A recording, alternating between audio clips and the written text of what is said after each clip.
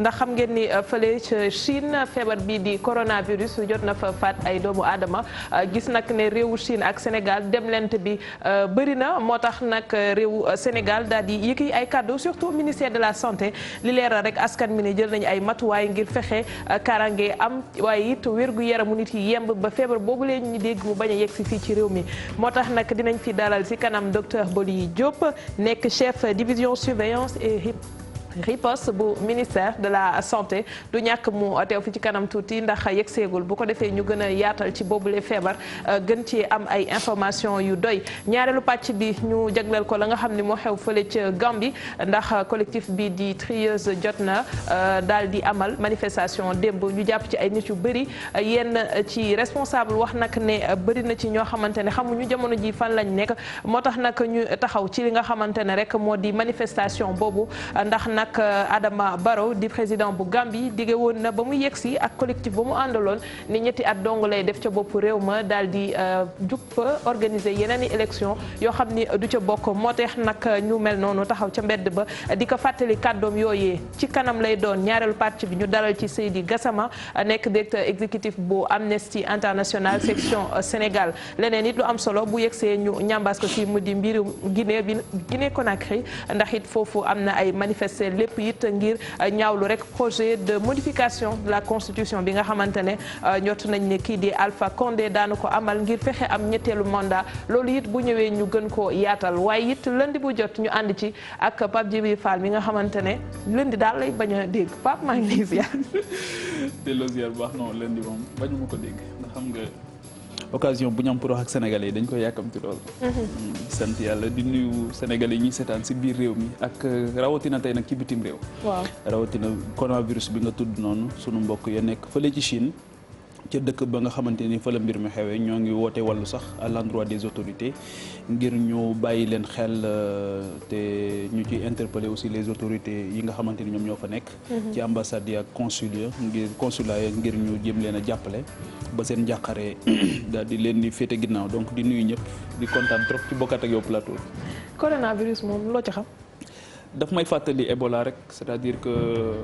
ay mbir la yoo xamante ni suy ñëw di dal ci sunu réew yi wala suñ ko déggee feneen njàqare day am. te njàqare bi loolu mooy pertinence su ki nga xamante ni invité ngeen ko nii tey mooy ndax ñun waajal nañ sunu bopp ngir yooyu su ñëwee ñu am résilience maanaam fekk ñu fàggandiku ba nga xamante ni su ñëwee duñu sonal feebar bu doy waar la te li ci gën a garaaw xam nga feebar boo xamante ni nit ñi dañ koy mën nañ ko noyyi mu nokki mu dal leen yooyu dafa xaw a doy waar donc li ñuy ñaan mooy suñu borom musal ñu ci jeexal ko tamit foofu mu nekk ndaxte dernière information yaakaar naa egg nañ ci 80 morts loolu xaw na bëri ak dëkk boo xamante ni daanaka 56 millions de personnes yoo xam isolé nañ leen carrément nga xamante ni dafay impacter l'économie impacter lépp maintenant le ministère de la santé le ministère des affaires étrangères parce que il faut aussi surveiller les frontières l'aéroport renforcer la sécurité amul état d'âme pour man il faut faire face ba yàlla suñu borom dimbali ñu mucc ci. Très bien alors leneen loo xam ni ba tey ci wàllu actualité ndax ku wax wér-gu-yaram xel dem tamit ci présence su déchets toxiques yu jógee ci hôpitaux yi te ñu gis ko ci booru plage yi fan yee weesu ay nit doon ko wax waaye tey gis nañu ay vidéo commencé circuler ba yenn ci presse en ligne bi reprendre ko mu di déchets yoo xamante ne amaana tey nit mun na dem manipuler ko te fa mu nekk du place. léegi rek avant may ñëw maa ngi gis tamit. ñuy publier ay images ci Malika ak Kër Massar. di wax impact bi nga xamante ni lakk bi ñuy lakk mbalit mi moo ngi koy am fële ci Mbëbës te waxoon nañ ne autorités yi waxoon nañ ne lakk bi dinañ ko arrêter systématiquement mais ñoo ngi leen di yëgal ne nit ñaa ngi continuer di lakk ba tey plage bi aussi li ñu ciy wax noonu pour man ça honoré wuñul kenn te loolu du yëfu gouvernement rek waaye ña ko fay def. ñëpp muy industriel yi ñëpp war a faire face te encore une fois pour man gars yi duñ ko def lu dul sanction yi dañu tàmbali c'est-à-dire tant que commencé wuñ ku ko def ñu duma la ba nga xamante ni bon duma mooy ñu laal poste bi ba nga xamante ni su boobaa dootoo ko defati wala soit ñu bu dee kay industriel ñu menacé leen ne mën na egg ci ñu retirer licence bi ñu la jox wala agrément bi ñu la jox je pense que il faut qu'on aille vers ces mesures yooyu nga xamante ni dafay am solo ba parce que li tax nguur gi war ci gën a taxaw lim ci amee tey ak nu mën a toll amul solo. parce que la muy yàq moo ëpp. donc tey jii loolu tamit dafay interpeller waat aussi bien le ministre Abdou Karim Fofana le ministre Abdou Karim Sall ak ñi nga xamante ni yëpp ñoom ñoo ci le ministère de l'intérieur ñi nga xamante ni yëpp ñoom ñoo ci war a quitte à mettre à contribution l'armée les sapeurs-pompiers ba nga xamante ni yooyu dinañ ko mën a dindi parce que vulnérabilité bi encore une fois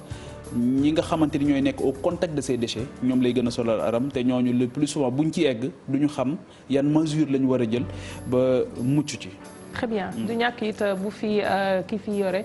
direction surveillance et riposte nekk fële ci ministère de la santé teewee ñu laaj ko ci rek xool it foofu it ndax ñoom it jël nañ ci ay matuwaay ndax am na solo ñu xam taxawaayu réew mi jëm ci fànn boobu am na leen loo xamante ne Pape faw ma laaj la ko ndax mënoo nekk ci réew mi nga ne yëgoo ko. lan la. mi Sénégal foog nga wuyu ma balaa maa continuer. waaw yëg naa ko de. yëg nga ko waaw. waaw léegi coow li am ci événement bu mel nii nga xamante ne jamonoy Ambroise Gomis RTS ñu def ay plateau yoo xamante ne nii lañ ca daan gis tey revaloriser woon événement boobu mel na ni dafa deltu ginnaaw. wala boog nit yi ñoo gën a exigeant par rapport ak li nga xamante ne mooy événement boobu. exigence su nit ñi am na ci mais préoccupation aussi da ci am préoccupation du moment xam nga xëy na aussi nit ñi liñ naan jamono léegi dafa métti xëy na nit ñi tal am nañ yeneen préoccupation tal nañ leneen lu dul nekk fi di lijjante ay miss waaw donc coow li ci jóg aussi léegi réseaux sociaux moom moo indi léegi benn vigie populaire boo xamante ni. amul man maay organiser sama yëf maa ko moom maa koy doxalee nu ma neexee da ngay organiser sa yëf ba pare sax ñu laaj la critères yi exiger la ne la critères yi génne ko teg ko ci table ji. gis nga ne Sénégal léegi lu génnati gars yi contesté am na si ñoo xamante ni. donc ils n'attendent que ça. lu mën di ñëw rek et loolu je pense que c'est bien ci benn côté bu fekkee ne bonne foi rek moo koy lal ak objectivité dina permettre képp koo xamante ni yaa ngi waajal di organiser dara nga dem ci avec beaucoup de rigueur avec beaucoup d'exigence beaucoup de violence boo xam sax yow yaa koy def sa bopp parce que duñ la baal dara en réalité duñ la baal dara ku xam dina wax ku xamul dina wax profane bi dina wax ki xam dina wax donc finalement ñëpp dañuy jàpp ne dañoo am droit à la parole. par rapport ak li nga xamante ni ku mel ni man tey ji du ma xam critères yi. waaw mais di nga ci gis ñoo xamante ni gis nga Sénégal bu ñu génnee liste ne liste meilleurs artistes yi liste meilleur nangam lu génn. da ngay gis ne ko comparaison mais d'accord parce que yenn fragment yi nga xamante ne gis nañ ko. ci réseaux sociaux yi ba tax ñu indi coow. ndax nag am na fu ñu ko doon teg en direct. mais contenu bi. aussi dafa am solo parce que nit ki teguñu rek loo xamante ne dañ ko wékk ci na nga taaru na nga mel nii. amul leneen lan mooy critères yi. am na ci ay questions yoo xam dañ leen koy poser am na loo xamante ne dañ la koy laaj minimum de culture générale d'abord ci brib yi ma am. yi ma ci jot a am ci information wala ñu sant leen boog ñu wax ci wolof. bu fekkee mais man loolu laa bëgg a wax c'est-à-dire pourquoi ñu war leen exiger ñu wax anglais wala ñu wax français. c'est-à-dire que loolu pour man problème la pourquoi ñu war leen exiger ñu wax français wala ñu wax anglais. pourquoi ñu war leen a sant ñu sol ay seen mini yu gàtt yooyu pourquoi solu ñu sant ñu leen ñu faire c'est un moment boo xamante ni pour man faire ressortir la beauté traditionnelle ñi jóge wàllu ñu xam ne lii mooy seen aada ñi jóge Fatick ñu xam ne lii mooy seen aada. ñi jóge Bawol ak Kayor ñu xam ne lii mooy seen caada donc tu vois nga xamante ni dinañ ñu rappeler benn histoire boo xamante ni par rapport ak suñu façon de ni ñuy solo ni ñu daan doxee ni ñu daan waxee ak yooyu yëpp et puis c'était pour man sax l'occasion de revisiter suñu histoire mais permettre aussi ñoom xool ndax ñañu bàyyi ca seen kii nga xamante ni ñoom ñoo nekkoon jigéen ñi nga xamante ni ñoo incarné woon yenn combat yeeg yooyu ñu gaaw daal di koy génnewaat mais pour man exiger leen ñu wax français wala ñu ba pare gis nga boo tukkee nga dem ci réew yi nga xamante ni français nekkul wala sax yi français nekk seen langue colonisé woon leen à un moment donné te ñu affranchiru amuñu benn yitte ci dégg français c'est-à-dire seen làkk local lañ lay wax suñu gisee ne déggoo ko ñu jéem ci làkk bi nga xamante ni yow dégg nga ko pour wax ak yow outil lañ ko def outil mais ñun fii encore une fois su ma gisee ñuy continuer di xaxar nit ñi di leen reetaan di leen chahuter parce que tout simplement dégguñu français muy làkk boo xamante ni nampuñu ko instrument de domination la ba tey jii moom la continuer nekk je pense que ne loolu daal war nañ ko bàyyi daal. war nañ ko xoolaat ko bàyyi fi mu ne nii boo xoolee ba ci réunion yu bari tey di nga gis ku am lu mu wax lool ci biir réunion bi waaye ñàkk a dégg tubaab dina tax du wax dara wala la mu bëgg a wax gisul baati ci tubaab su ko defee day nuyoo rek daal di wax asalaamaaleykum daal di tàggoo parce que dégg ko te dañ ko tëj ci làkk boo xamante ni warul nekk li Cheikh Anta di wax on n'est jamais bien assis sur la natte d'autrui. C'est clair. Donc daal yooyu daal yaakaar naa ne buntu la pour ñu développer Sénégal daal buntu la ñu bàyyi ay dégg nañu fexe ba langue bi nekk outil de travail mais ñu arrêté def ko benn véhicule de valeur wala de nangam. waaw léegi ñu bàyyi problème muy jàmbur te ñëw si suñuy bos la carte nationale de la presse. mu nekk loo xamante ne ni jumtukaay la bu bees bu ñu indi ngir fexe assainir le milieu ndax nag nekk na métier bi boo xamante ne nii léegi ku jóg dugg ci ku am peut-être benn caméscope benn perche wala am sa micro bu ndaw ñëwit bokk ci biir tey si yow lan moo war a nekk chantier yu mag yi nga xamante ne nii commission boobu ñu taxawal te daaw damin jiite ko war na ci jublu ngir fexe ñu gën a defaraat wala taaralaat suñu liggéey bi. d'abord dañ koy ndokkeel moom mi nga xamante ni moom lañ tabb parce que je pense que ne biñ ko tabbee y a presque l'unanimité autour de sa personne te loolu yombul ci Sénégal donc di ñaan yàlla mu gën ko dëgëral et puis li ñuy xaar ci moom yàlla defal ko ci sutura daal ak tawfeex ba mu eggalee mission nécessité la ndax amul métier booy mën di jël tey te duñu ne lii mooy critères yi pour nekk ci bokk ci donc bu ñu demee ba métier bi am nu mu demee ñu ne nañu def taxaw seetlu ndaxte am na ci couche yu bari yoo xamante ni wala corporation yu bari yoo xamante ni mën nañoo nërmeelu am problème te xëy na sax du am jeexital bi tas xabaar di am parce que tas xabaar dafa xaw a doy waar donc c'est très bien lépp loo xamante ni dina permettre journalisme tey ñu def ko ci niñ ko war a defee ñi ko war a def ko ñi ci bëgg a bokk it yëg ne am na jaaruwaay boo xamante ni war nga cee jaar pour mën ko def je pense que ne loolu ñëpp ko war a saluer que ñëpp fair play tamit waaw. déet du ne ñëpp fair play parce que instant bi yaa ngi ci nan laay waxee yaa ngi surfer un peu ci lu bëri. nangu woo teg loxo ci li nga xamante ne nii. comme lan. déet man yàlla def na nag loolu laay wax chaque fois Pierre émission am li ci neex mooy maay poser question. waaw comme lan comme tey amoo saas yaa war a tontu. comme lan alors am na ay mots yoo xamante ne mu ngi ci biir déjà formation bi c'est vrai que abordé nga ko léegi mais leneen mooy défin bi. parce que it dans le traitement lu ci ëpp dinañ ŋàññi yenn say journalistes yi ci ni nga xamante ne noonu la ñuy defee seen i texte soit nga favorable wala nga défavorable par rapport à un camp wala un autre bu tere dinañ la wax yenn saa yi ne la équilibré woo ci lañ lay xaar. soo bëggee sama sentiment par rapport ak mbir yooyu parce que tey jii équilibre boobu ak neutralité loolu c'est un autre débat c'est un sax débat d'école. xam nga tey jii non exemple lu tax moo ko xam nga tey da nga taxaw rek exemple boobu moo njëkk a ñëw sama kanam. dund nga lu mel noonu. c'est-à-dire quelqu'un qui te voit yow du xalaat ne Pape Djibril jàng na am na fu mu jaar ba tey mu permettre ko mu occuper peut-être benn poste bi ñu koy sant yenn chroniques yi. mais tey ki nga xamante ne ni moom la muy gis mooy. la ngay wax neexu ko. donc forcément am na fu mu la catalogué. non xam nga il faut qu'on yooyu noonu laay wax il faut que ñu génn. waaw xam nga d'abord si li nga xamante ne moo di carcanwul kii dañ ko bëgg a boole fii kii dañ ko boole fii te ñuy xool nit ki. ci li nga xam ni xëy na bu ko commission bi defoon dinañ ne kii kat léegi kenn du ko wékk ci lii wala leneen. xam nga tey jii am na ci loo xamante ni aussi il faut que ñu leeral ko xam nga jamono bu nekk. ak nit ñi seen i exigence ak nit ñi seen i option bi nga xamante di nga ko jël ci sa pratique professionnelle. tey jii boo demee réew yu mel ni Amérique foofu journaux yi dañuy déterminé wu. ñii ne républicain lañ ñii ne démocrate nga ñëw France ñu ne ñii gauche lañ bokk ñii droite lañ bokk. yaa ngi dégg fii sax la benn hybridité bi am ba mu xaw a kii nii waaw nga xamante ni te boobu sax pour man moo gën a métti ci démocratie. ce qui est essentiel pour man mooy que nit ki liggéey bi muy def. mu sàmmonte ceeg éthique ak déontologie mooy que tu restes professionnel jusqu'à la moelle épinière léegi li ci des nag commentaire yi ci nit ñi di def ci sa liggéey yow l'essentiel mooy est-ce que tu yaa ngi nekk en phase avec sa éthique ak sa déontologie li nga xamante ni moom nga jàng yaa ngi dégg donc man li ma doon rappeler foofu mooy nañu xool d'abord est-ce que sunu état am na volonté pour ñu am une presse de qualité d'abord. Ensuite ñu xool les écoles de formation ak école de formation xanaa xamoo ne tey egg nañ ci une salle de classe dans une école de journalisme dañ ko réglementé dañu wax ne warul romb wala entre 22 et 30 personnes loolu mooy standard bi est-ce que ci biir école ba parce que première année 60% de théorie 40% de pratique deuxième année l'inverse troisième année on te met dans les conditions d'une rédaction donc yooyu tamit pour man suñu ko xoolee ba pare saytu école yi auditer leen ñëw ci maison de presse yi nga xamante ni foofu la journaliste yi nekk auditer leen kenn ku ci nekk ñu xool sa jaar-jaar donc leneen li aussi li nga wax léegi mooy quand bu nit di chroniquer mais foofu daanaka il amène les faits mais on lui demande son point de vue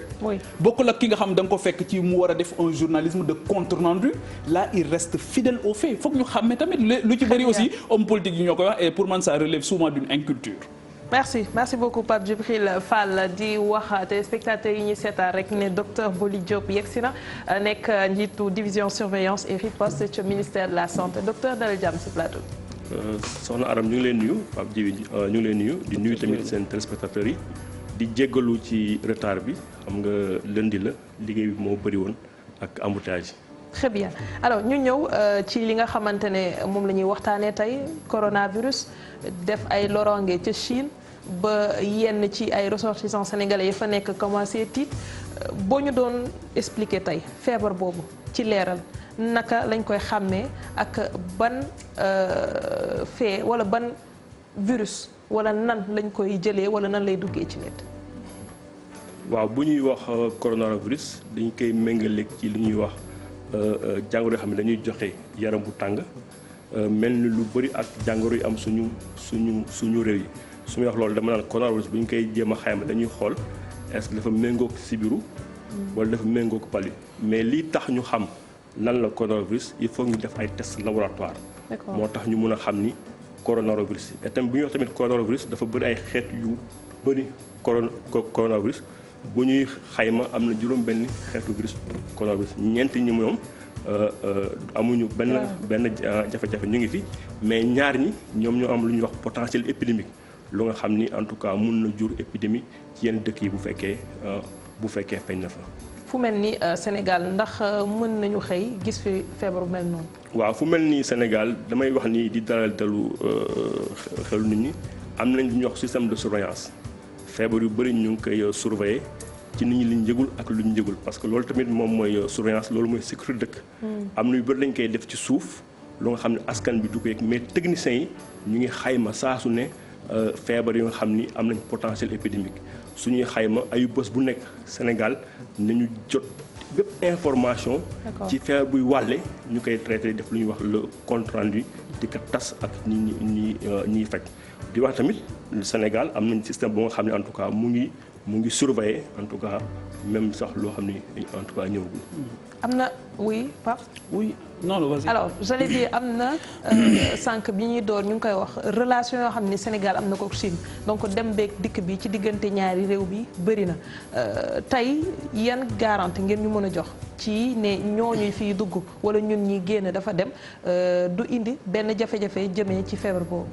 waaw bu ñuy xool dañ koy tënk ci lu ñuy wax règlement sanitaire international mu nekk loo nga xam ni dañuy appliquer ay mesures de santé sans pour autant ñu empêcher ñu entraver déplacement nit ñi. tey feebar bi feeñ Chine taxul ñu ne nit ñi bu leen jóge Chine taxul ñu nit ñi bu leen dem Chine mais nañu teg ay matuwaay ay jumtukaay yoo xam ni gaa nañu wàññi déplacement yi mais tamit nañu ñoŋal surveillance bi ñu doon def ba bu ñu doon def benn def ñaar changer carrément de stratégie bu ñu nekkoon ci benn stratégie passif nekk ci benn stratégie active pour jéem a gàttandu feebar bi. d'accord oui Pape. waaw man li mu wax noonu dama si ànd ne effectivement ministère de la santé parce que seen taxawaay feeñ na ci bi fi Ebola feeñee gis nañ ne franchement Sénégal stratégie bi mu adopté woon ñu bari salué woon nañ ko même si révélé na et puis pour man quelquefois malheur est bon am na lu bari lu mu révélé woon te je pense que ne jëloon nañ jumtukaay yoo xamante ni yu mel nii am na ci ay jàmbaar yu mag a mag yu ciy def ay liggéey au quotidien ngir di saytu ndax am na yu fiy dugg ak déet waaye lu mel nii su amee li ñuy njëkk a xalaat mooy nos frontières Aram wax na ko léegi par rapport ak l'aéroport mais porosité bi dafa laal ci wàllu géej gi ci wàllu suuf côté boobu aussi dispositif bi ndax yu mel ni da ngeen di def benn da ngeen di lëkkaloo ci ay kër yu wuute ministères yi ak armée ak police ak yooyu liggéey ak bu fekkee ne am na ndax fan ngeen ci toll actuellement. waaw loolu tamit lu am solo la fu mu nekk nii même bu ñuy xool ci stratégie parce que bi mu xewee Chine ministère de la santé ak yenn ministère yu ñuy wax ñuy jàppale ci xeexu yu ñuy wax zoonose feebar yu jógee ci mala yi ñëw ci nit ñi def lañ ay réunion ay gëstu mais fu mu nekk nii lan mooy priorité à part ñu renforcer suñu système de surveillance dañu war a renforcer li ñuy def ci aéroport bi renforcer li ñuy def ci port bi. ndax am ngeen jumtukaay yi ci aéroport waaw maa ngi ñëw ayu bés bi ñu génn rek dem lañ def suñuy wax revue de troupe parce que tamit loolu la dafa am lu ñuy liggéey de façon normale mais lii bu amee dañuy def revue de troupe xool li ñu tegoon est-ce que mu ngi dox ak nan koy ñoŋalee ayu bés bi ñu génn xam nga AIBD am na ay caméra thermique yu fa nekkoon fu mu nekk nii c'est déjà branché c'est fonctionnel ñi fa nekk comme nit yu nga xam ni dañuy war a saytu voyageurs yi jóge bitim réew ñëw di ko def ci maanaam discrétion loolu tam lu nekk lu ñuy def ci di ko fësal di déranger nit ñi mais am nañ ay jumtukaay yoo xam ne dañ ko fa teg ku jóge bitim réew ñëw bu amee signe bu ñuy alerter ñu mun ko en tout cas gis tamit ci loolu booy xool am nañ benn lu ñuy wax exercice de simulation sur table bu ñu war def suba au niveau de l'AID pour tamit passer en revue dispositif bi pour wóor nañu fu mu nekk nii en tout cas c'est opérationnel parce que lu ñuy wax risque zéro amul mais dañuy préparer au maximum pour bu mbir mi ñëwee ñu mun ko gàttandu ba bu naroon yàq fukk du mun yàq fukk ñu jëm ci yàq benn noonu la ñu ko defee aéroport noonu tam lañ ko defee port tamit ak l'ensemble des acteurs qui ñoo xam ne dañuy liggéey autour du port ñoom it def lu ñuy wax revue des troupes pour xool ndax dispositif yi fa def ñoŋ na wala ñoŋul et chaque semaine dañuy def compte rendu parce que depuis mu amee Chine ñun ministère de la santé dañu réactiver lu ñuy wax le comité national de gestion des épidémies donc chaque lundi dañuy réunion def le point xool li ñu def diggante lundi ba lundi ak lan la ñu mën a yokk ci surveillance bi pour wax ni fu mu nekk nii comme amagul feebar dañuy mettre l'accent sur lu ñuy wax surveillance maanaam gàttandu kaa yi bu su naree ñëw ñu mun leen lu koy joxe teel a gis feebar bi li koy joxe nag nee naa la dafay jóge ci mala yi ñëw ci nit mais ba fu mu nekk nii yan mala bëri na parce que MERS-CoV dafa am ay xeet yi ñu gën a en tout cas identifié njëkkoon ko vers les années en tout cas 2000 gisoon nañ ni ay dromadaire la woon moom mooy ay kii moom mooy les dromadaires mais fu mu nekk nii épisode bi lënkaleguñu bu baax ban xeetu mala la nekk parce que ñi ko njëkk am bu ñuy xool ñu ngi consommer ay fruits de mer. dans le cadre de la prévention tey boo doon moytuloo mala yi nga xamante ni war na cee mën a jóge ak yooyu lan la ñuy wax sénégalais yi dans le cadre de la sensibilisation. waaw sénégalais yi fu mu nekk nii du ñu ko jëmal ci xeetu mala yi. mais li ñuy jëmale prévention bi mooy parce que nekkul ay mala yu fi nekk yu ko am. mais li ñuy jëmal ci prévention bi mooy ku jóge fi am jàngoro bi ñëw ci réew mi présenter ay signes. loolu la ñu gën a insister par rapport ak mala yi parce que amul fu mu nekk nii mala ba nga xam ni daf koy joxe am na virus bi fu mu nekk nii parce que loolu tamit moo wax ko ci cadre lutte contre les zoonoses de façon régulière ministère bi yore élevage day def ay prélèvement xool ci mala yi yenn xeetu jàngoro yoo xam ni mun na jóge ci nit ñëw ci malo bi ñëw ci nit. alors tey ñu ngi dégg fu mel ni Abidjan ñu ne am nañu benn cas suspect même su fekkee confirmé guñ ko te tey plan bi ñu wax pour surveillance bi ak en cas de problème ñu am riposte bi nga xamante ne moom la ñuy xaar bu fekkee foofu rek lañ ko wékk ci ñiy jógee Chine rek bu ñu amoon tey dara loo xam ne jóge na ci réew yi ñu wër ndax it foofu jël nañ ci ay matuwaay. waaw suñu joxee matuwaay yi du Chine rek mais bépp porte d'entrée di tamit leeral benn mbir ni que information sanitaire dafa sensible tellement que ñun ministère de la santé bu ñu jël ay xibaar ay bataaxal duñ ko jël foo xam ne nekkul lu officiel parce que tamit loolu moom mooy mbir bi am na ñu nga xam ne ci wàllu surveillance seen rôle mooy xibaar bu mel noonu ñu jéem ko vérifier mais ñun ci wàllu riposte bi ci wàllu surveillance bi duñ jël loo xam ni wóoragul il faut que ñu xayma ko seetu ko. mais di ngeen ko jël en compte mais bien sûr dañ koy jël souvent aussi état dañuy nekk ci déni de la réalité parce que gisoon na Ebola bi dañoo bañ ba sonn journaux yi am na ci journaux yoo xam wax nañ leen lu ne te ñoom annoncé woon nañ ko ba finalement ngeen nañu waaw am na donc yooyu aussi je pense que la presse est dans son rôle. xam nga bokkul. parce que ñun booy xool même booy xool ci ministère bi am na numéro vert. pour nit ñi woote. à chaque fois xibaar bu amee dañ koy gëstu parce que tamit loolu tamit moom mooy suñu rôle. dañuy aar askan bi lu ñu leen jox loo xam ni wóorul wala lu ñu jox loo xam ni dañ ne foog naa woon. lépp lu ñuy jox rek dafay nekk ay firnde yu wóor. lu nga xam ni dañ ko. mais alerte bi dafa am solo. parce que dama lay wax ni coronavirus dafa niroog feebar yu bëri nit mun na ko am ñu fa ni moom la defuñu analyse yi wax moom la loolu def nañ njaaxum te ñun loolu waruñu ko def journaliste mun na ko def mais ñun santé. amuñu droit pour def loolu on a l'obligation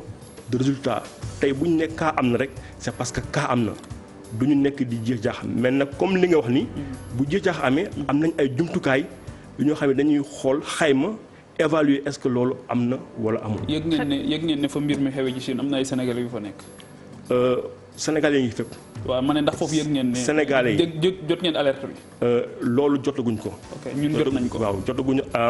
alerte ñun jot nañ ko tey. waaw ñuy wax nañu am na ay sénégalais yu fa nekk yoo xamante ni ñoo ngi ñaan dimbal pour ñu fexe ñu jël ses dispositions pour dimbali leen pour ñu mën a génn foofu. kaay ma wax la réewu Chine bi mbir mi amee comme dëkk bu nekk dafa jël ay matuwaay. te loolu dañ ko lu ñuy wax normé ci wàllu santé du ñu tandu. bu fa mbir mi nekkee am ci ay nit dañu am lu ñuy wax suivi des contacts. loolu nag du ñu bojji benn xeet. yéen a ma jox boobu information. mais damay wax bu fekkoon comme ñun la. parce que tamit système santé benn la. loolu bu amoon ñu am ay lu ñuy wax sujet contact. dafa war am ay suivi des contacts. mais kenn du bàyyi nit rek mu yaakaar ne am na feebar bi bàyyi ko noonu santé du ñu def loolu. bu ñu amee suspicion ni que diw war naka mun a am dañuy teg en place un dispositif pour le suivi. moo tax ma nag wax la. bépp information bu ñu jël. dafay jóge ci voie officielle. parce que am nañ tamit ay canaux ak ay voies officielles yoo xam ni bu amoon nañ ñu ko partager. merci docteur Diop dinañ ñëwaat si moom si kanam ñu dem seetaan publicité. Diop ci xibaar yi ñu dellusiwaat si ñu gan docteur Boli Diop di bokk ci division surveillance et riposte bu ministère de la santé docteur Sànq Pape mu ngi la koy wax am na étudiants yoo xamante ni ñu nga ca Chine di woote wàllu waaye am na si ñoo xamante ne ni ay ressortissants sénégalais lañ te ñu ngi ci biir épicentre feebar bi fa mu amee mu di Wuhan ci biir Chine ñooñu tey ñu ngi xaar Sénégal wallu leen lan ngeen leen mën a jox lu mën a dara seen xar. waaw loolu la lay wax comme information ñun bu amee rek dañ koy saytu ko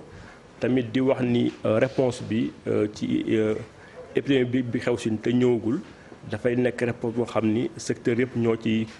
concerné li nga wax ni bu ñuy xool